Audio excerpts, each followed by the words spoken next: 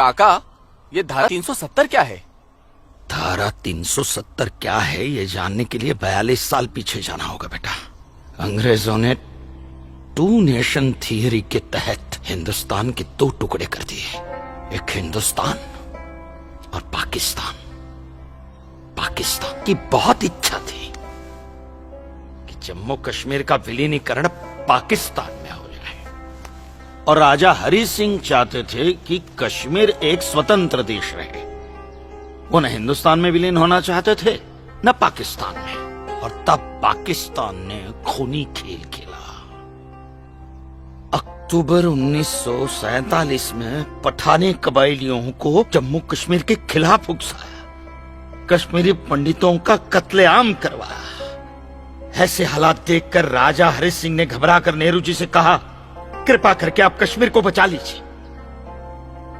मैं ऐसे हालात में चाहता हूं कि कश्मीर का विलीनीकरण भारत में ही हो जाए, सेना भेजिए। लेकिन जब तक भारतीय सेना कश्मीर पहुंची बहुत देर हो चुकी थी।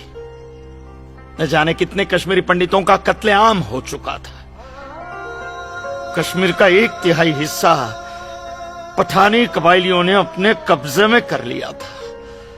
लेकिन अपनी इस नीच हरकत के बाद भी पाकिस्तान बाज नहीं आया। पठानी कबायलियों और भारतीय सेना के बीच युद्ध जारी रखा पाकिस्तान ने।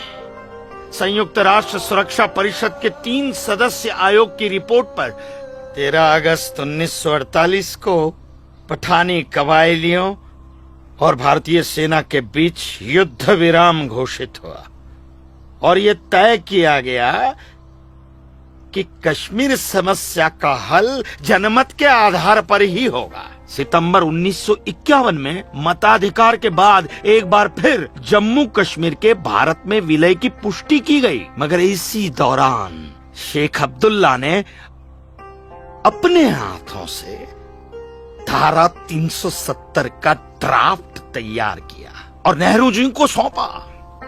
सरदार पटेल और आम्बेडकर साहब की मर्जी के खिलाफ 1952 में नेहरू जी ने इसे लागू भी कर दिया। इसी धारा 370 की वजह से नेहरू जी ने कश्मीर को एक ऐसा विशेष दर्जा दे दिया जिसमें जम्मू कश्मीर राज्य ने हिंदुस्तान से अपना एक अलग संविधान स्थापित कर लिया। इसी धारा 370 की वजह से हमारे हिंदुस्तान का राष्ट्र ध्वज अलग है और कश्मीर का भी ध्वज अलग। इसी धारा 370 की वजह से कश्मीर की कोई भी महिला यदि भारत के किसी भी अन्य राज्य के नागरिक के साथ शादी करती है तो उस महिला की नागरिकता समाप्त हो जाती है।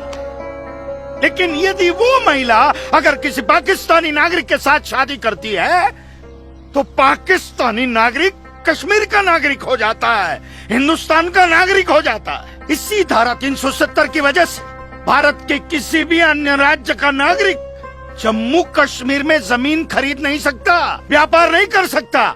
लेकिन जम्मू कश्मीर का नागरिक भारत के किसी भी अन्य राज्य में जाकर अपना व्यापार कर सकता है, जमीन खरीद सकता है, कुछ भी कर सकता है। अरे ये बिग लैंड एबोलिशन एक्ट क्या है पता है? यदि जम्मू कश्मीर का कोई भी मुसलमान जमीन ठेके पर लेकर खेती करता है तो कश्मीर की सरकार उस हिंदू को बिना मुआवजा दिए वो जमीन जबरन उस मुसलमान को दे सकती है। ये है बिग लैंड एबोलिशन एक्ट, ये है धारा 370-35 से, और इसी का नतीजा है ये गिरधारी जी का फैसला। और सिर्फ यही नहीं, ये जो सरकार की ऋण निरस्तीकरण योजना है ना, इसके अंतर्गत उन सारे मुसलमानों का कर्जा माफ कर दिया जाएगा जो उन्होंने हिंदुओं से लिया। बताइए। सरकारी नौकरियों में 5% का आरक्षण हम हिंदुओं के लिए किया है। सारे हिंदू कश्मीर से चले जाएं, यही चाहता है पाकिस्तान और यही चाहते थे शेख अब्दुल्ला।